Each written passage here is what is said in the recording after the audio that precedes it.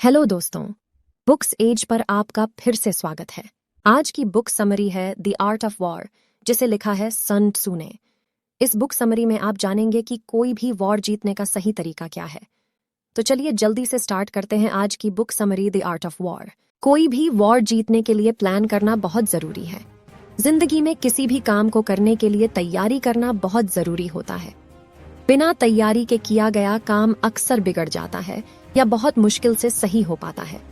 और अगर बात वॉर करने की हो तो बिना तैयारी के वॉर पर जाना सुइसाइड से कम नहीं है। इस वॉर में सिर्फ सैनिकों या राजाओं की जान का खतरा ही नहीं होता, बल्कि प्रजा के मारे जाने का खतरा भी होता है। इसलिए यह जरूरी है कि वॉर की तैयारी बेहतर से बेहतर तरीके से की जाए। इसके लिए आपको अपनी आर्मी की तुलना एनिमी की आर्मी से करनी होगी। इस तुलना के लिए आप 7 सवालों का इस्तेमाल कर सकते हैं। 1. किस आर्मी के सैनिक अपने जनरल के हुक्म पर अपनी जान भी कुर्बान कर देंगे? 2. किस आर्मी का जनरल ज्यादा काबिल है? 3. किस आर्मी में मौसम, जगह और दूरी का फायदा उठाने की ज्यादा क्षमता है? 4. किस आर्मी के सैनिकों में ज्यादा डिसिप्लिन है? 5. कौन सी आर्मी ज्यादा पावरफुल है? 6. किस आर्मी में डिसिप्लिन को मानने पर इनाम और ना मानने पर सजा दी जाती है? दूसरे शब्दों में कौन सी आर्मी के सैनिकों को डिसिप्लिन में रखने के लिए ज्यादा कदम उठाए जाते हैं? 7. किस आर्मी के ऑफिसर ज्यादा ट्रेन किए गए हैं? इस तरह से तुलना करने पर आप यह तय कर सकते हैं कि आपके पास जीतने के कितने चांसेस हैं और आप किस तरह से अपने चांसेस को बढ़ा सकते हैं। मौका देखकर हमला करने से आप अपनी जीत पक्की कर सकते हैं। वॉर के टाइम कुछ लोग अपना आपा खो देते हैं और गुस्से में आकर गलत कदम उठ बैठते हैं। ये बिल्कुल भी अच्छी बात नहीं है। अगर आप वॉर जीतना चाहते हैं तो सही वक्त का इंतजार कीजिए। वॉर में एक बार हार जाने पर या तो आप मार दिए जाएंगे या हमेशा के लिए कैद कर लिए जाएंगे। इसलिए आप तब तक इंतजार कीजिए जब तक आपका पलड़ा भारी ना हो जाए। वॉर करने के 5 नियम हैं। 1. आपको पता होना चाहिए कि कब आपको लड़ना है और कब पीछे हटना है। 2. आपको अपने से पावरफुल और कमजोर दोनों सेनाओं से लड़ना आना चाहिए। 3. आपकी आर्मी के हर एक सिपाही और ऑफिसर में लड़ने का हुनर और जोश होना चाहिए। 4. आपको हमला तभी करना चाहिए जब आप पूरी तरह से तैयार हों और आपका एनिमी तैयार ना हो। 5. आपके पास अपनी आर्मी का पूरा कंट्रोल होना चाहिए। इसके अलावा आप एनिमी पर वहीं हमला कीजिए जहां वो कमजोर हो। उस वक्त हमला कभी मत कीजिए जब वह पूरी तरह से तैयार हो। उसकी कमजोरी और लापरवाही का फायदा उठाइए। गुस्से में आकर कभी कोई फैसला मत कीजिए। एक खोया हुआ राज्य फिर कभी वापस नहीं आएगा।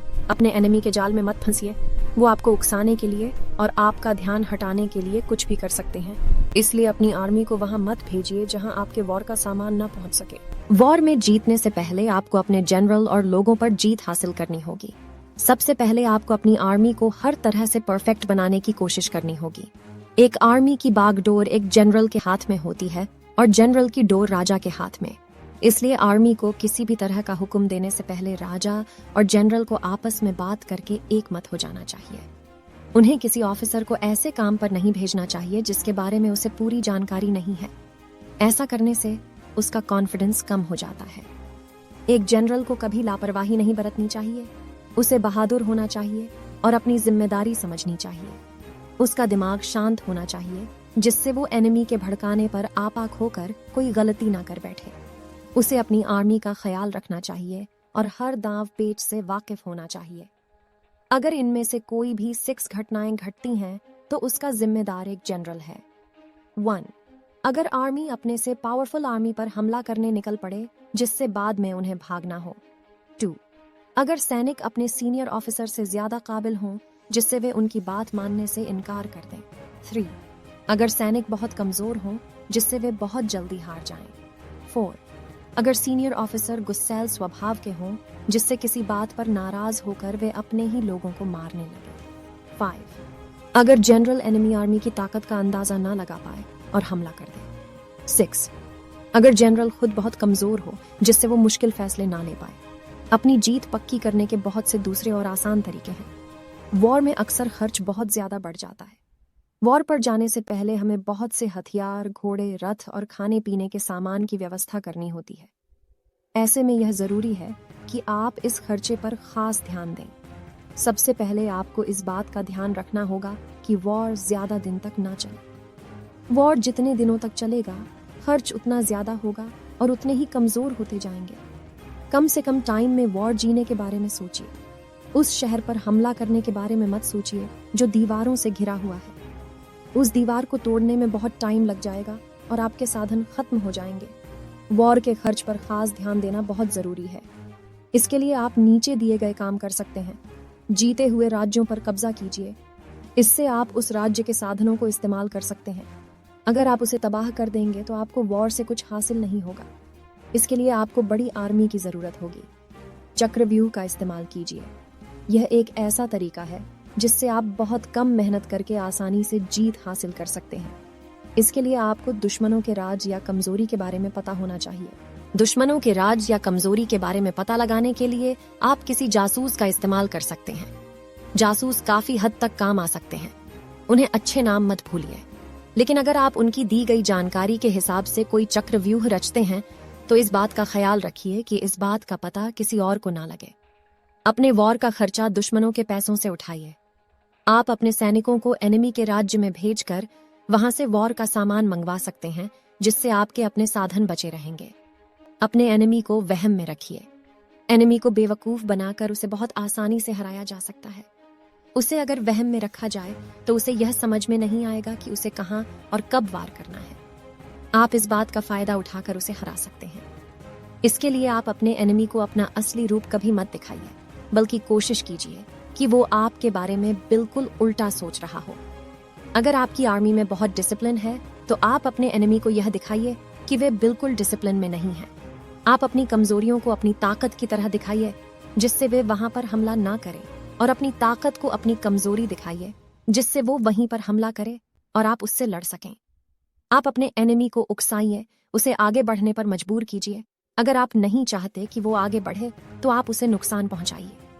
अगर आपके पास खाने पीने की सारी व्यवस्था है तो उसे घेर लीजिए और भूखा मार दीजिए। इस तरह के चाल चलकर आप उस पर जीत हासिल कर सकते हैं। इसके अलावा आप अपने एनिमी पर वहां हमला कीजिए जहां उसे कम सुरक्षा लगाई हो। इससे वो या तो उसे बचाने के लिए भागता या फिर उसे खो देगा और कमजोर हो जाएगा। हमेशा उसकी कमजोरी ढूंढिए और वहीं पर हमला कीजिए।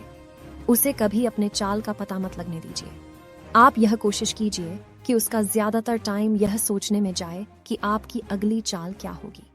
अपने आसपास की जगह का फायदा उठाइए और उसके हिसाब से काम कीजिए। एक अच्छा जनरल बनने के लिए आपको यह पता होना चाहिए कि कब आपको आगे बढ़कर हमला करना है और कब पीछे हटकर अपना बचाव करना है। उसे यह पता होता है कि कुछ हालात में जीत हासिल करना तकरीबन नामुमकिन होता है और ऐसे में हमला करने से बहुत नुकसान हो सकता है। सबसे पहले आपको माहौल का फायदा उठाना होगा। आपको जंगलों का, पहाड़ों का और दूसरे इलाकों का फायदा उठाना आना चाहिए। इसका सबसे पहला उसूल यह है कि पहाड़ों पर या किसी ऊंची जगह पर चढ़ाई मत कीजिए। इससे आपकी बड़ी आर्मी को उनके कुछ सैनिक ही मार गिराएंगे। अगर आप जंगल में वॉर करने जा रहे हैं तो जंगली जानवरों पर ध्यान दीजिए। अगर वे आपको दिखाई देने लगें तो समझ जाइए कि आप जंगल की एक सुरक्षित जगह पर खड़े हैं। आप इसका फायदा उठा सकते हैं। आप हर चीज पर बारीकी से ध्यान दीजिए और सोचिए कि किस तरह से आप उसका फायदा उठा सकते हैं। आप अपने एनिमी की हर छोटी से छोटी हरकत पर ध्यान दीजिए। अगर उनके सैनिक अपने भाले या हथियार के सहारे खड़े होने लगें तो समझ जाइए कि वे थके हैं। अगर उनके सैनिक पानी पीने जाएं तो समझ जाइए कि वे प्यासे हैं। यह वक्त आपका है और ऐसे में हमला करना ठीक होगा। लेकिन आपका एनिमी आपको धोखा देने के लिए कुछ चाल भी चल सकता है। अगर वे अपने जानवरों को मार कर खाने लगें और इस तरह से नाटक करने लगें कि वे अपने टेंट में लौट कर नहीं आएंगे तो समझ जाइए कि वे लड़ने के लिए पूरी तरह से तैयार बैठे हैं और ऐसे में हमला करना ठीक नहीं होगा। हर वॉर में जीतने के लिए अपनी आर्मी को काबू करना सीखिए। अगर आपकी आर्मी अच्छी नहीं है तो इसमें कोई शक नहीं कि आप हारने वाले हैं। इसलिए सबसे पहले अपनी आर्मी को काबू करना सीखिए। बड़ी और छोटी दोनों तरह की आर्मी को काबू करना लगभग एक जैसा ही होता है। आइए देखें आप ऐसा कैसे कर सकते हैं। सबसे पहले आप अपनी आर्मी को टुकड़ों में बांट दीजिए और हर टुकड़ी को हमला करने का संदेश देने के लिए अलग अलग तरीकों का इस्तेमाल कीजिए। आप एक टुकड़ी को ढोल बजाकर हुक्म दे सकते हैं तो दूसरे को पटाखों से। हर टुकड़ी के लोगों को एक साथ कदम मिलाकर आगे बढ़ना सिखाइए, जिससे उनमें एकता बनी रहे और बहादुर और डरपोक सैनिक एक साथ आगे बढ़ें। अगर आप चाहते हैं कि आपके सैनिक आपकी बात माने तो उनके साथ अच्छा व्यवहार कीजिए। प्यार में वो करने की ताकत है जो नफरत और गुस्से में कभी नहीं थी। लेकिन इस बात का ध्यान रहे कि आप उनमें डिसिप्लिन डालना ना भूलें। अगर आप उनके साथ इस तरह का व्यवहार करेंगे, उनकी गलती के लिए सजा और उनके अच्छा काम करने के लिए इनाम देंगे, तो आपके सैनिक वक्त आने पर आपके लिए अपनी जान भी दे देंगे। आप अपनी आर्मी को सिर्फ अच्छी बातें बताइए। अगर आप जीत रहे हैं तो अपनी आर्मी को यह बात बताइए, लेकिन अगर आप हार रहे हैं तो उन्हें यह मत बताइए। इससे उनका हौसला कम हो सकता है। ठीक इसी तरह अगर आपका एनिमी कमजोर है तो उन्हें बताइए, लेकिन अगर वह पावरफुल है तो उन्हें मत बताइए। अपनी आर्मी को हर तरह से तैयार रखने के लिए आपको उन्हें टाइम टाइम पर ऐसे हालातों में डालना होगा जहां वे पूरी तरह से निराश हो जाएं, लेकिन फिर भी अपनी जान की बाजी लगाकर लड़ते रहें। उन्हें कभी कभी कंफ्यूज कर दीजिए, जिससे उन्हें बिन बुलाई समस्याओं से निपटना आ जाए। कुल मिलाकर किसी भी काम में जीत हासिल करने के लिए डिसिप्लिन का होना बहुत जरूरी है। अपनी आर्मी के अंदर डिसिप्लिन को कायम रखना बहुत जरूरी है, जिससे वे नियमों को माने। इसके बाद एनिमी की कमजोरी और ताकत की तुलना अपनी आर्मी की कमजोरी और ताकत से करके हम यह तय कर सकते हैं कि हम वॉर करने के लिए तैयार हैं या नहीं। एनिमी को भ्रम में रखकर उसकी कमजोरी का फायदा उठाकर और अपने आसपास के जंगलों और पहाड़ों का इस्तेमाल कर हम अपनी जीत पक्की कर सकते हैं। तो कैसा लगा समरी कमेंट में जरूर बताइएगा। और अगर आपको किसी बुक का समरी सुनना है तो उस बुक का नाम कमेंट करें एंड वीडियो को लाइक शेयर एंड चैनल को सब्सक्राइब करना ना भूलें। तब तक के लिए मिलते हैं नेक्स्ट बुक समरी में। नमस्ते।